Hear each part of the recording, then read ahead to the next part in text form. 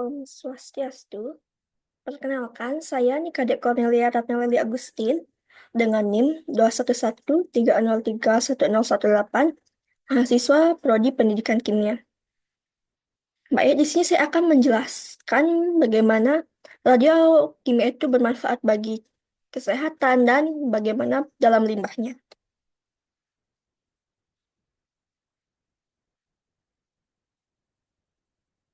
Nah, adapun soal yang pertama, radioterapi adalah pengobatan kanker payudara dengan sinar berenergi tinggi seperti sinar X untuk membunuh sel-sel kanker ataupun menyusutkan tumornya. Nah, radioterapi ini dapat digunakan untuk membunuh sel-sel kanker yang berada di payudara, dinding dada, atau area ketiak setelah dilakukannya operasi konservasi payudara dilakukan.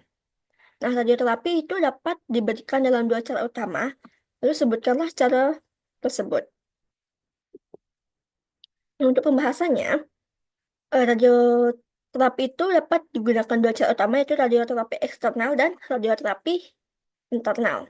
Nah, untuk radioterapi eksternal, metode ini tuh sering digunakan untuk mengobati kanker payudara, tetapi ini bentuknya seperti sinar X.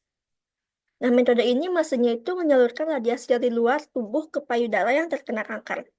Nah, biasanya eh, terapi ini dilakukan dalam beberapa sesi selama beberapa minggu untuk memastikan semua sel kanker yang tersisa itu dihancurkan. Nah, untuk selanjutnya radioterapi internal atau sering disebut brachytherapy. Nah, brachytherapy ini adalah jenis terapi radiasi yang baru. Nah, radioterapi ini melibatkan penempatan sumber radiasi langsung di dalam atau dekat area yang terkena kanker. Nah, sumber radiasi ini berupa biji, kawat, atau kateter kecil yang dimasukkan ke dalam tubuh untuk memberikan dosis radiasi yang terfokus. Terus soal nomor dua, di sini diberikan salah satu artikel, yaitu artikel evaluasi penandaan samarium 153 etilendiamin tetrametilen fosfonat periode tahun 2011 hingga 2012. Nah, jelaskan evaluasi proses pembuatan SM153 ED-TMP selama periode tahun 2011 hingga 2012 yang merupakan kegiatan rutin dan sebagai evaluasi validasi. Dikarenakan isi lintas proses yang digunakan menempati atau menggunakan ruang fasilitas clean room atau glove box yang baru. Untuk pembahasannya, hasil penandaan atau pembuatan radiofarmaka SM153 ED-TMP ini yang dibuat pada periode tahun 2011 hingga 2012 ini memenuhi persyaratan, yaitu kejernihan, pH, kemurnian radiokimia, kemurnian radionuklida, konsentrasi radioaktivitas, steril dan bebas pirogen, dan dari pemeriksaan atau uji klinis ini dapat disimpulkan bahwa pengobatan dengan samarium 153 ED-TMP ini memberikan efek paliasi yang cukup memuaskan dan kemungkinan sediaan tersebut dapat mengurangi intensitas dan kuantitas lesi metastatik pada pasien dengan karsinoma yang bermetastatis ke tulang. Selanjutnya, soal nomor 3, bedakan deteksi metode fotografi dan metode bilik kabut, dan berikan contohnya. Pembahasannya, di sini ada yang membedakan itu beberapa aspek. Yang pertama itu ada prinsip deteksi, jejak, jenis jejak, visualisasi, dan contoh aplikasinya. Nah, metode fotografi ini dengan prinsip itu emulsi fotografi ini sensitif terhadap radiasi, sedangkan metode bilik kabut untuk prinsip deteksinya itu pengembunan uap di sepanjang jalur partikel. Selanjutnya jenis jejak. Nah, metode fotografi ini memiliki jenis jejak yang permanen dibandingkan dengan metode bilik kabut yang memiliki jenis jejak yang sementara atau real time. Nah, selanjutnya untuk visualisasinya, metode ini setelah pengembangan film ini baru terdapat gambar yang jelas dibandingkan metode bilik kabut. Sedangkan metode bilik kabut ini langsung terlihat setelah dideteksi.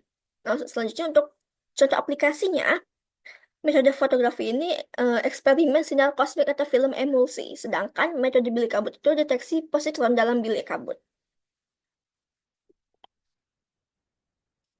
Selanjutnya, soal nomor 4 itu ditinjau dari kepekaan, yang mana lebih peka antara metode koleksi ion gas atau metode emisi cahaya dalam mendeteksi radiasi. Nah, di sini terdapat empat aspek yang membedakannya. Pertama itu ada kepekaan energi rendah, kepekaan energi tinggi, kecepatan respon, dan aplikasinya. Nah, untuk kepekaan energi rendah ini, metode koleksi gas ion ini memiliki kepekaan energi rendah yang sangat baik dibandingkan metode emisi cahaya yang memiliki kepekaan energi rendah itu yang kurang baik. Nah, selanjutnya kepekaan energi tinggi. Nah, eh, sebaliknya pada aspek ini, metode emisi cahaya itu memiliki kepekaan energi tinggi yang sangat baik dibandingkan dengan metode koleksi gas ion. Nah, selanjutnya pada aspek kecepatan respon. Nah, pada aspek ini, metode koleksi gas ion itu relatif lambat dibandingkan metode emisi cahaya yang memiliki kecepatan respon itu yang cepat. Lalu untuk aplikasinya, untuk metode koleksi gas ion ini pengukuran itu kuantitatif radiasi. Sedangkan metode emisi cahaya itu deteksi waktu nyata dan energi tinggi. Nah, jika dilihat dari aspek ini, metode emisi cahaya ini umumnya lebih peka daripada metode koleksi ion gas, terutama untuk radiasi energi tinggi, itu gamma dan neutron, dan aplikasi yang membutuhkan resolusi energi tinggi. Namun, metode koleksi ion gas ini lebih sederhana dan andal untuk deteksi radiasi intensitas rendah atau energi yang rendah. Nah, selanjutnya soal nomor 5. Nah, berbagai jenis radioisotop ini digunakan sebagai perunut untuk mendeteksi atau mendiagnosa berbagai jenis penyakit, antara lain itu teknesium, talium, iodin, natrium, dan xenon, dan besi. Nah, teknesium yang disuntikkan ke dalam pembuluh darah ini, jelaskan bagaimana mekanisme yang terjadi jika kelenjar gondok itu membengkak dengan menggunakan perunut iodin. Untuk pembahasannya, sini ada mekanisme yang pertama itu penyerapan iodin. Nah, tiroid ini membutuhkan iodin untuk memproduksi hormon tiroidin dan triiodotironin. Nah, ketika iodin ini diberikan secara oral atau injeksi, tiroid ini akan menyerap isotop ini melalui mekanisme yang sama dengan iodin alami, yaitu melalui transporter sodium iodin symporter. Selanjutnya, dengan mengakumulasi iodin. Nah, pada pembengkakan kelenjar gondok, iodin ini terakumulasi di jaringan tiroid, terutama pada area yang hiperaktif atau mengalami perubahan struktur. Selanjutnya, radiasi gamma. Nah, radiasi ini memancarkan radiasi gamma yang dapat dideteksi menggunakan kamera gamma. Nah, dalam prosedur scintigraphy tiroid, radiasi ini digunakan untuk memetakan distribusi aktivitas iodin di tiroid. Selanjutnya dengan radiasi beta. Nah, radiasi ini memiliki energi tinggi dan jarak penetrasi pendek. Radiasi ini merusak sel-sel tiroid yang menyerap iodin, terutama yang hiperaktif atau abnormal. Kita sudah berada di soal nomor 6.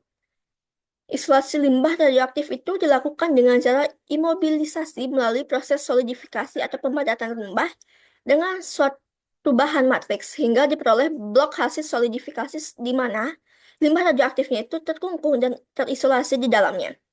Nah, bahan matriks yang biasa digunakan dalam proses solidifikasi limbah radioaktif ini antara lain itu semen, aspal, plastik polimer, dan gelas. Nah, pengembangan terakhir telah digunakan dalam bahan matriks Singrock. Nah, jelaskan apa yang dimaksud dengan A. Imobilisasi, B. Matriks Singrock, dan C. Mengapa perlu dilakukan proses solidifikasi.